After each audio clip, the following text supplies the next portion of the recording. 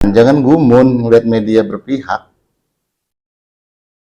Koran-koran luar negeri itu ya punya afiliasi politik masing-masing. Bahkan sejarah pers kita juga pers yang berafiliasi dengan partai politik.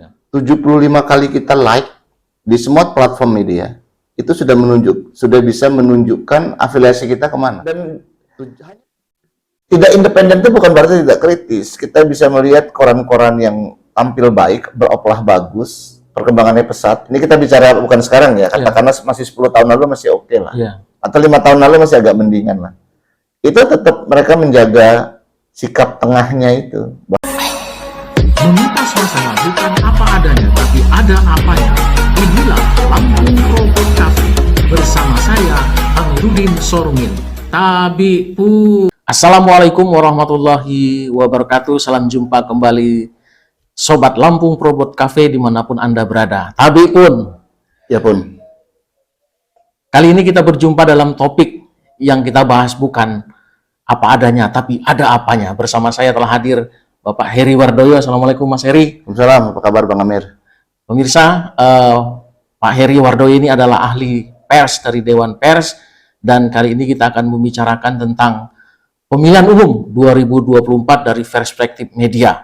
Ada apa dengan pemilu 2024? Kita telah ketahui bersama bahwa tahapan demi tahapan pemilihan umum ini telah berlangsung. Terakhir, Komisi Pemilihan Umum Provinsi Lampung telah mengumumkan data pemilih tetap, yaitu 6,5 juta penduduk Lampung, termasuk Anda juga yang berhak nanti akan menentukan suara masa depan Indonesia di pemilu 2024. Kali ini bersama Pak Heri kita akan membahas tentang posisi media massa dalam pemilihan umum dengan tema apakah media boleh berpihak kepada partai politik tertentu atau calon tertentu.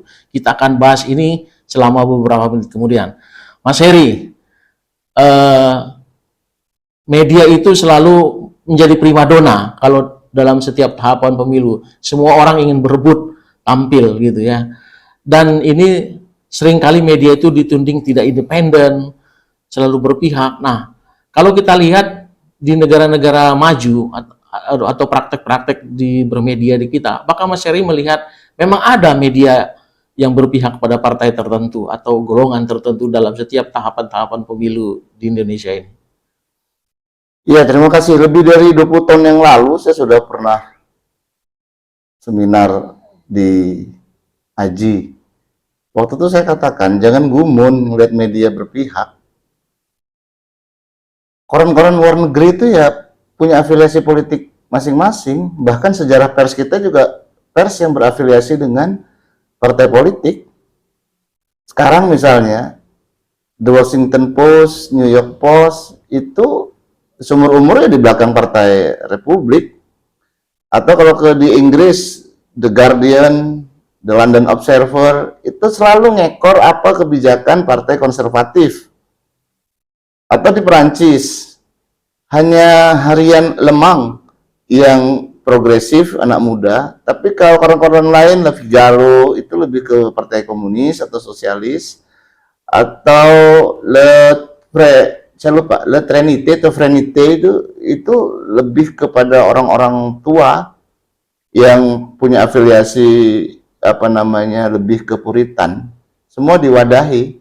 Pers itu kan sebetulnya bagian dari kanal untuk membuat masyarakat lebih punya informasi tentang orang yang akan dia vote, orang yang akan dia pilih. Apalagi sekarang. Kalau Bang Amir tahu, 75 kali kita like di semua platform media, itu sudah bisa menunjukkan afiliasi kita kemana. Hanya 75 kali like. Hanya dengan memberikan like. Ya? Hanya dengan memberikan like. Ya.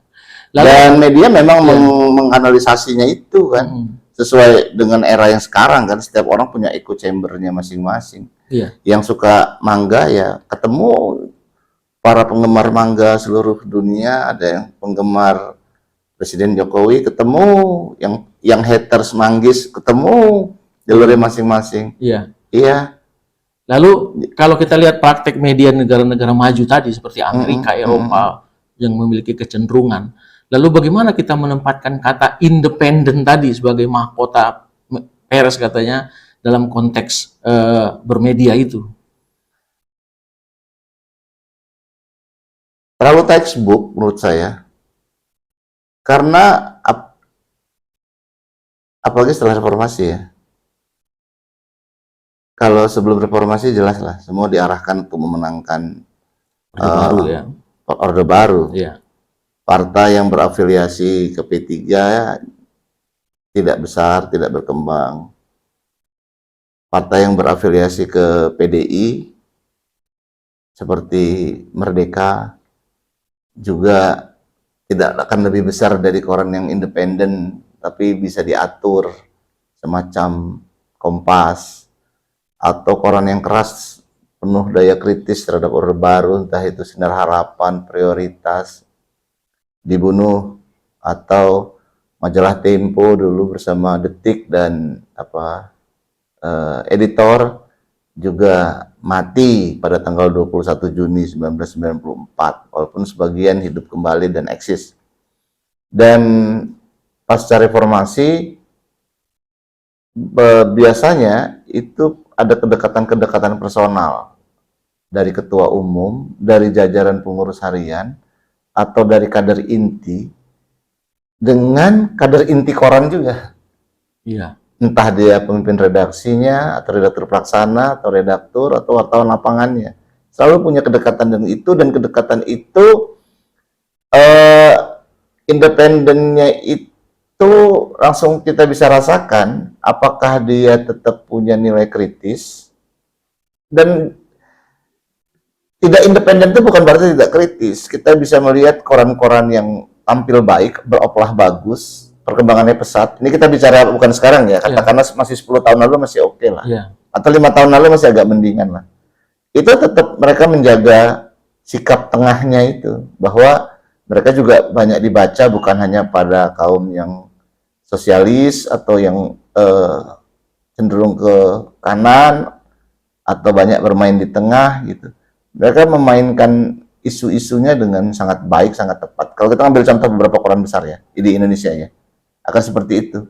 Ini memang menunjukkan bukan hanya ada dinamika di partai, tapi juga dinamika masyarakat, dan bahkan dinamika di pengelola korannya sendiri.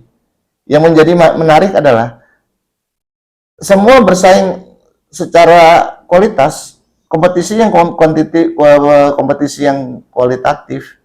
Dan ini memang menguntungkan pembaca. Pembaca bisa mendapat banyak sekali sudut pandang, banyak sekali cara melihat, dan bisa para pembaca kritis, para pembaca atau pemirsa yang berpendidikan cukup, mereka bisa menambah wawasannya. Di luar itu, biasanya mereka punya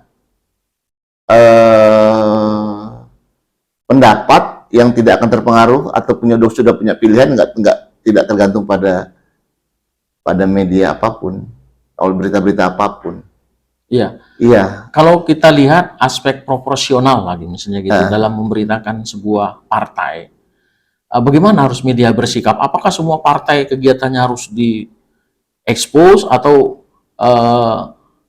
katakanlah partai yang memiliki kerjasama atau kedekatan dengan media-media tertentu itu gitu. Itu asas proporsional itu Mas Heri menerjemahkannya seperti apa gitu? Kalau media-media yang masih bertahan sekarang, media-media harian, Iya, atau mingguan terkemuka, itu memang menjaga betul soal proporsi yang seperti Bang Amir bilang. Mereka menjaga betul. Kalau hasil surveinya A, ya mereka tampilkan A. Kalau ada dinamika baru yang menguntungkan pasar B, ya mereka kemukakan juga. Jadi terjadi kesetaraan pemberitaan untuk semua partai. Bukan berarti koran itu koran tersebut ya memuas-muaskan semua partai, tapi memang ada kalanya partai yang memang tidak berkembang, walaupun walaupun ketua umumnya sangat hebat seperti PBB, partainya Profesor Yusril, tidak akan banyak yang bisa dibicarakan, tidak akan banyak yang bisa ditampilkan, baik dari sisi survei, dinamika internal, atau dinamika konflik di tingkat lapangannya.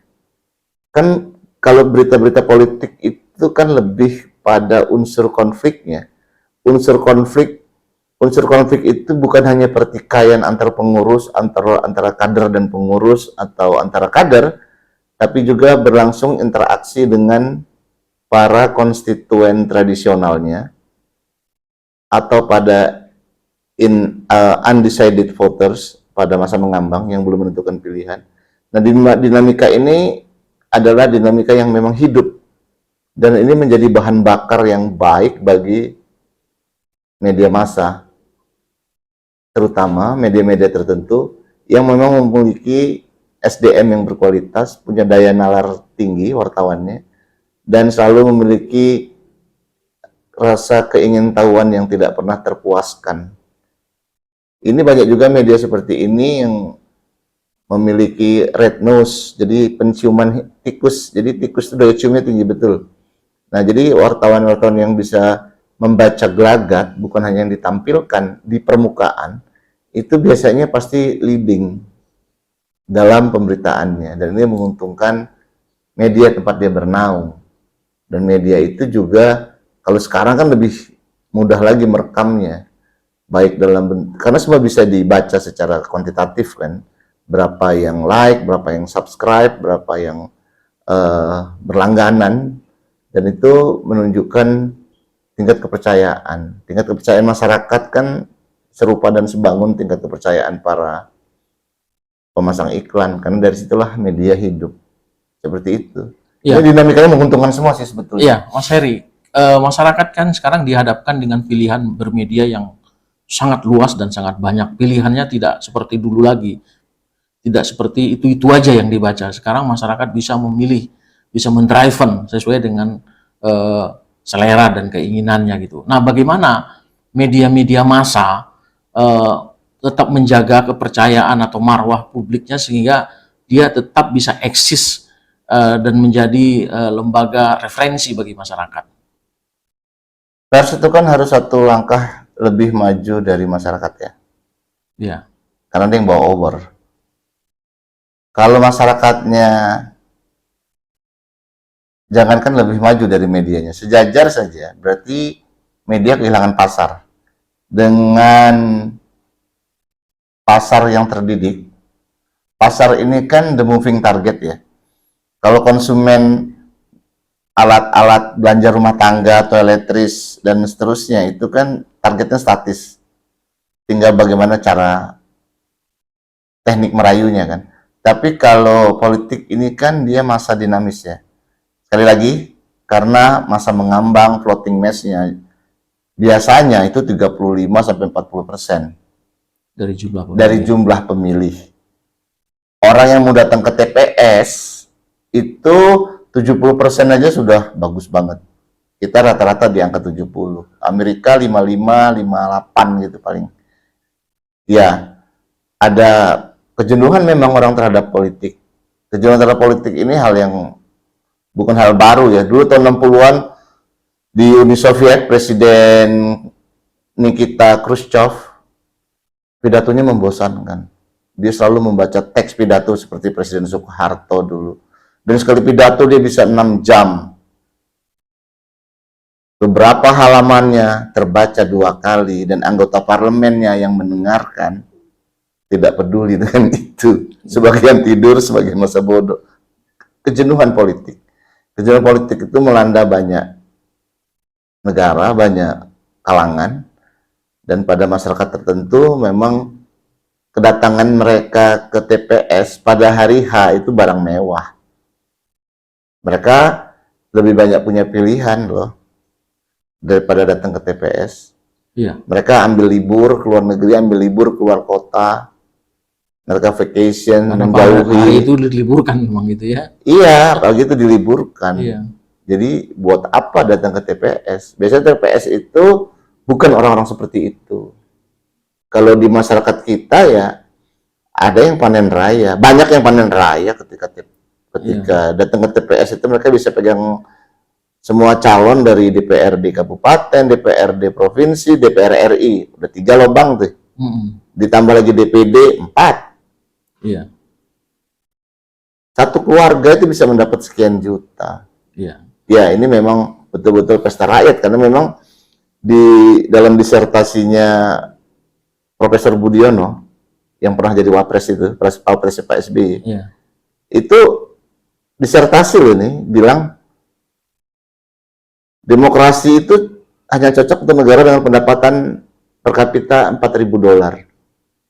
Kita jauh di bawah itu. Kita masih jauh dari Masih itu. jauh.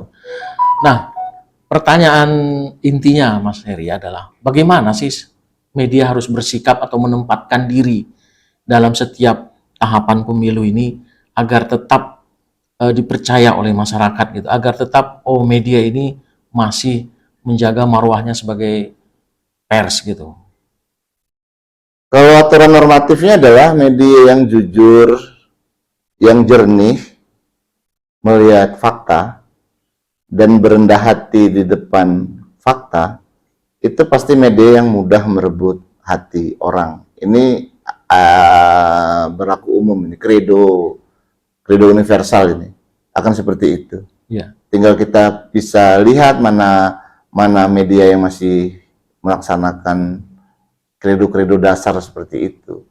Even dia affiliated paper gitu, berafiliasi ke partai tertentu, orang yang berafiliasi dengan golongan kelompok tertentu, tetap membutuhkan fondasi seperti itu. Ada kerendahan di depan fakta, ada kejernihan dalam melihat, kejujuran dalam mengungkapkan. Itu pasti akan laku sampai kapanpun karena memang orang yang membutuhkannya. Seiring kemajuan zaman, kemajuan teknologi, kemajuan manusianya, kebutuhan terhadap informasi yang berkualitas itu tambah tinggi loh. Mereka pasti butuh itu. Ya. Nah, kalau kita lihat ke praktek bermedia sekarang, baik di katakanlah media-media yang sudah menguasai jaringan luas katanya kan, Mas Heri melihat sekarang apakah sudah terjadi pengkotak-kotakan itu? Misalnya katakanlah jaringan televisi A misalnya, itu cenderung ke partai ini. Jaringan televisi B misalnya cenderung ke partai ini. Apakah Mas Heri sudah melihat itu terjadi sekarang ini? Ya secara informasi sudah terjadi. Ya. Sudah terjadi. Dan nggak berpengaruh apa-apa juga tuh. Nggak terlalu berpengaruh. Apa kemudian Perindo yang memiliki 12 stasiun televisi dia menjadi partai papan tengah? Apa di papan atas? Iya. Nggak juga. Nggak juga ya. Atau Nasdemnya Metro TV. Nasdem sejak dibentuk ya selalu gencar di Metro TV. Tidak kemudian juga dia bisa mengalahkan Gerindra, Golkar, dan PDI Perjuangan misalnya. Kira-kira seperti itu. Iya. Kira-kira seperti itu. Karena politik itu kan bicara ideologi. Ideologi itu kan sesuatu yang masuk ke kepala terus-menerus. Dengan bukti, dengan perkataan. Dengan diskusi yang terlibat, mereka involve gitu dengan isu. Kalau partainya bisa sampai tingkat desa, apalagi sampai tingkat anak ranting, ya udah pasti partai itu besar. Banyak partai yang cuma sampai tingkat kabupaten aja, ke bawahnya nggak berakar. Ya pasti itu. Ya, kalau kita lebih ke lokal lagi, lokal media di Lampung ini, Mas Heri lihat dari pengamatan Mas Heri selama ini seperti apa praktek bermedia kita di Lampung ini terhadap ketika berhadapan dengan pemilu?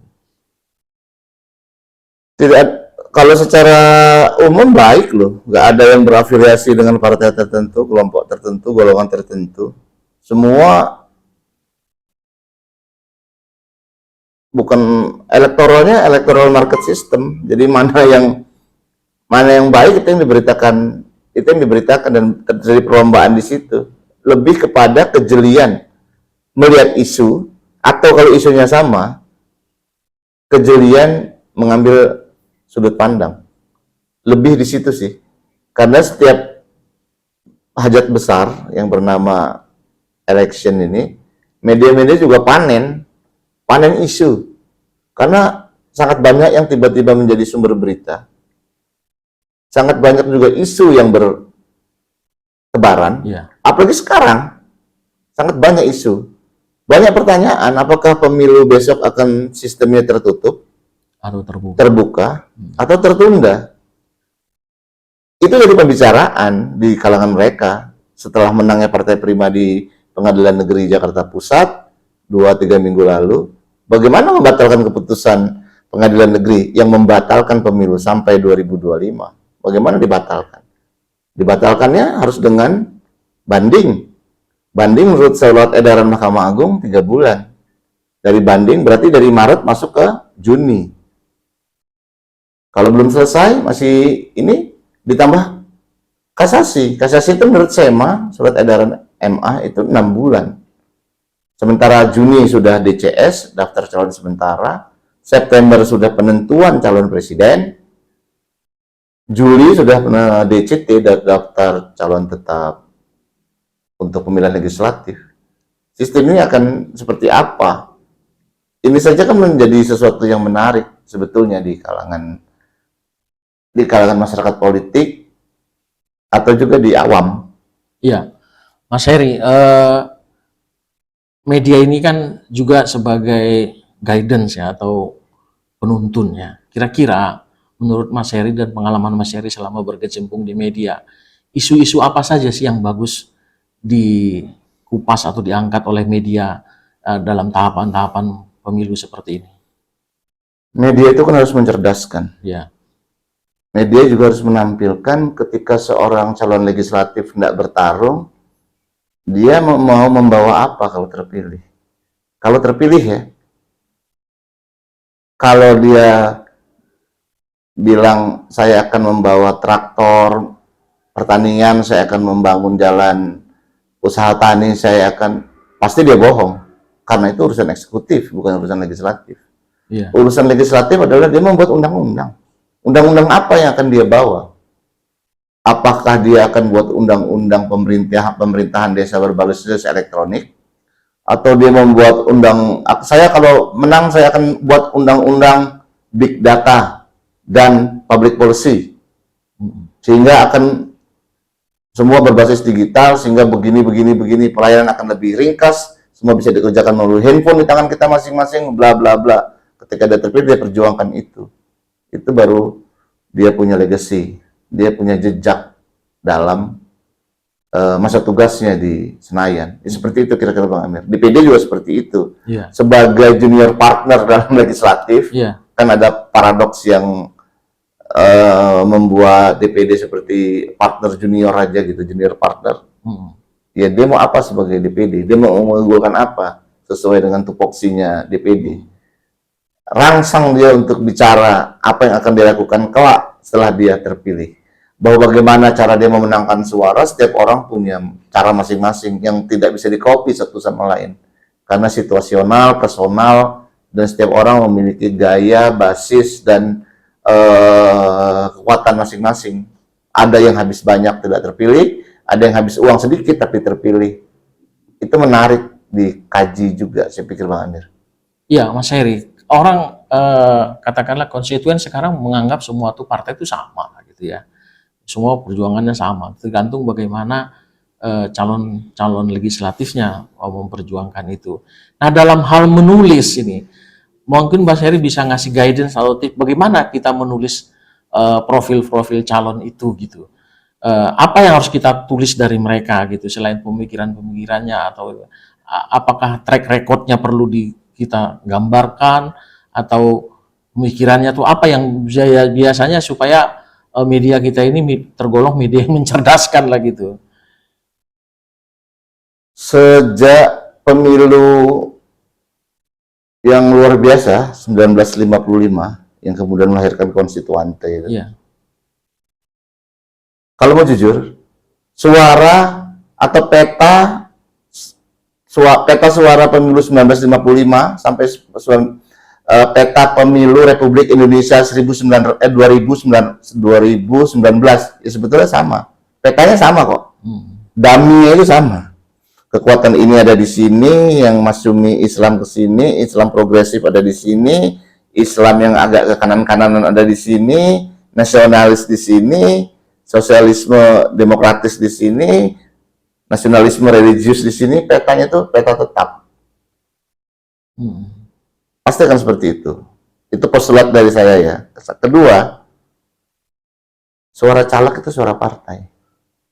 Suara partai dapat dari mana? Iya. Dari caleg kan? Caleg. Caleg yang menarik gerbongnya sehingga orang datang ke TPS. Terserah dia mau pilih nama atau mencoblos tanda gambar. Keduanya sah. Atau suara yang tidak sah dicoblos dua masuk ke suara partai. Atau dia kalau dia milih dua yang bertentangan pasti dibatalkan ketika di TPS dilihatkan seperti itu. Iya. Ini kan belum lagi persoalan kebutuhan akomodasi yang banyak kan, karena satu TPS itu biasanya perlu 3 saksi, minimal 2 saksi, saksi di dalam, saksi di luar, kira-kira seperti itulah teknisnya. Dan ini memang membutuhkan kerja-kerja besar, kerja-kerja yang sangat teknis. Media tidak bermain di ranah itu.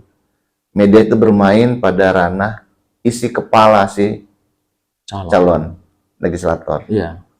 Kita bisa melihat isi kepalanya kalau kita ngobrol dengan dia. Ngobrol dengan pertanyaan-pertanyaan ringan, tidak perlu pertanyaan yang daki-daki, yang ruwet.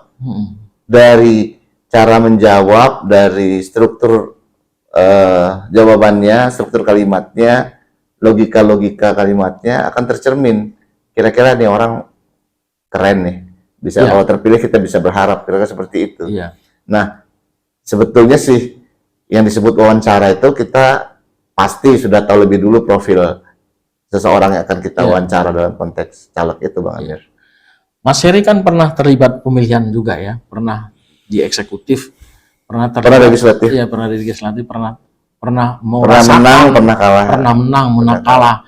Ketika Mas Heri dalam posisi caleg, calon kepala daerah pada saat itu, bagaimana Mas Heri memandang media pada saat itu? Kita balik dulu perspektifnya sekarang gitu.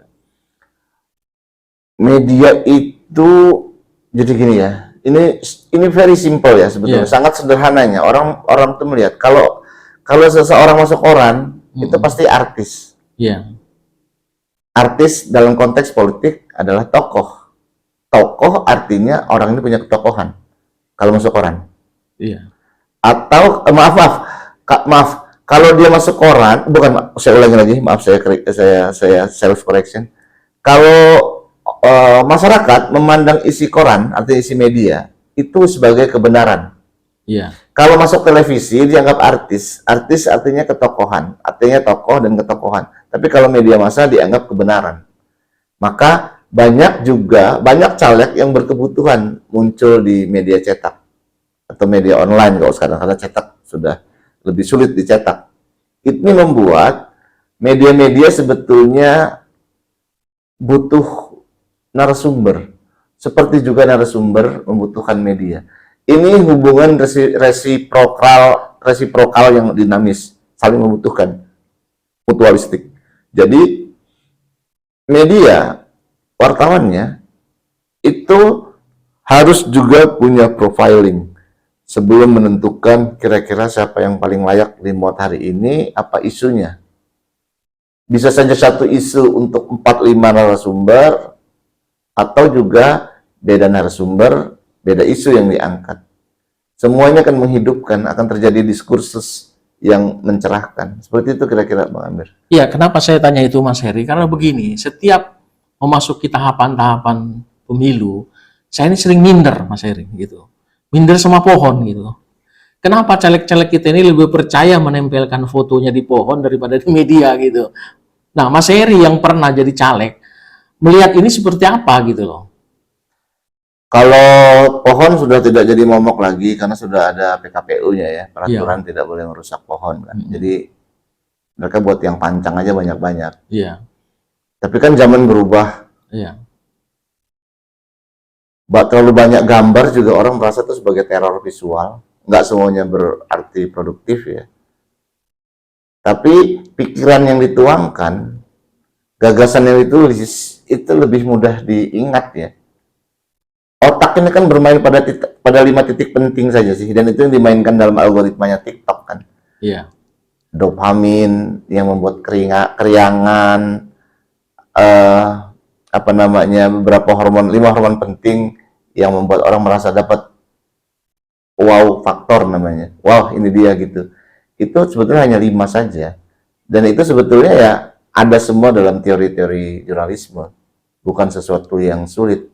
Sekali lagi, bagaimana isu diangkat, bagaimana narasumber dipilih, dan bagaimana kualitas pertanyaan yang diajukan. Ya, Akan seperti itu aja Bang Amir. ya. Jadi gini Mas Heri, di tengah maraknya platform sekarang bertebaran ya, ada katakanlah Mas Heri bilang TikTok, Instagram, YouTube segala macam. Nah, posisi media massa itu kan termasuk, kalau itu kan media sosial ya Mas Heri ya. Bagaimana media massa memposisikan dirinya berhadapan dengan media sosial dalam konteks pemilu ini? Media sosial itu kan mengekstrak ratusan tahun yang sudah dikerjakan media cetak. Iya, Oh, ternyata orang punya afiliasi ke koran tertentu, media tertentu, ini unsurnya. Oh, ini sistem kerja otaknya. Mereka mengekstrak, mereka nunggu di simpang 3 titian aja. iya, iya. Mereka nunggu di perempatan aja. Oh, ini. Mereka ambil itu secara cepat. Karena yang berpikir robot. Robot yang bekerja sangat cepat. Prinsip-prinsip dasarnya sama. Bahwa media sosial membuat sesuatu itu bergerak lebih cepat. Media sosial itu sesuai apa yang dibutuhkan oleh zaman era post-truth seperti ini, di mana milenialnya, anak mudanya, itu tidak punya empati, sangat kurang rasa empati. Nggak care dia dengan dunia sekitarnya. Ini tantangan bagi para pencari suara. Kedua, anak-anak muda itu selalu membaca berita itu secara sangat cepat, random, dan karena itu mereka mencari berita-berita yang ringkas. Mereka hanya mendengar obrolan 3 menit, mereka hanya membaca mungkin 1000 karakter kalau ukuran kita zaman dulu. Sangat singkat.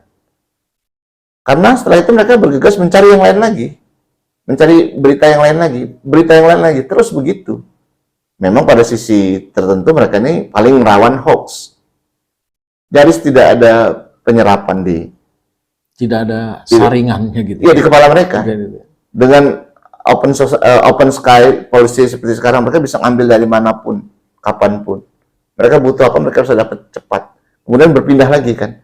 Dari ngelihat sepatu Nike Air Jordan terbaru, tiba-tiba melihat lagu era 50-an, apa yang berkembang, tiba-tiba lompat lagi bagaimana sebuah perampokan itu bisa dirancang secara cepat atau spontan seperti kejadian tadi pagi, atau apa, cepat sekali mereka itu loncat-loncatannya, nggak ada patternnya, nggak ada polanya, cepat. Bagaimana kita sebagai makhluk politik menangkap anak-anak muda supaya mereka cenderung juga berpikir tentang bangsa ini mau kemana? Bangsa yang mau kemana kan pasti jalurnya kan melalui bilik suara kan. Oke, Mas Heri, ini mungkin ini pertanyaan terakhir ini. Ini mungkin pertanyaan lebih ke partai politik atau peserta pemilu ya. Bagaimana partai politik ini, kemudian juga peserta pemilu ini memaksimalkan media untuk mencapai kemenangan mereka? Apa yang harus mereka lakukan?